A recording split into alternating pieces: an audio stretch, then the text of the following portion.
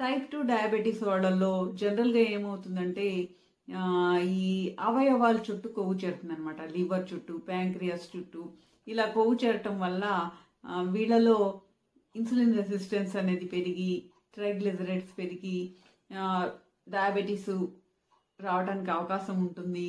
తర్వాత బీటా కణాలలో సెన్సిటివిటీ తగ్గిపోతుంది, బీటా కణాల పనితీరు తగ్గిపోతుందని గమనించారు. బేరియాట్రిక్ సర్జరీ చేసిన వాళ్ళలో ఏం కనుక్కున్నారంటే వాళ్ళలో పొట్ట సైజు తగ్గిపోవటం వల్ల వాళ్ళ క్యాలరీస్ తక్కువ తీసుకోవటము, తర్వాత వాళ్ళలో ఆకలి తగ్గిపోవటము, ఇంతకు ముందు ఉన్న డయాబెటీస్ కూడా పోవటము గమనించారనమాట. కాబట్టి బరువు తగ్గితే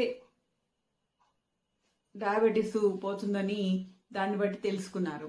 కాబట్టి బరువు తగ్గడానికి ఆపరేషనే అవసరం లేదు, ఆహారంలో మార్పులు చేసుకుంటే కూడా బరువు తగ్గి డయాబెటీస్ని తగ్గించుకోవచ్చని ఇప్పుడు రీసెంట్గా ఆ కాన్సెప్ట్ కూడా క్యాలరీస్ అనేవి బాగా తక్కువ తీసుకున్నప్పుడు ఈ అవయవాల చుట్టూ ఉండే ఫ్యాట్ అనేది తగ్గుతుంది అనమాట. తగ్గి ఇన్సులిన్ సెన్సిటివిటీ పెరుగుతుంది. దానివల్ల షుగర్ తగ్గిపోవడానికి అవకాశం ఉంటుందని ప్రెజెంట్ స్టడీస్లో తెలుసుకున్నారు.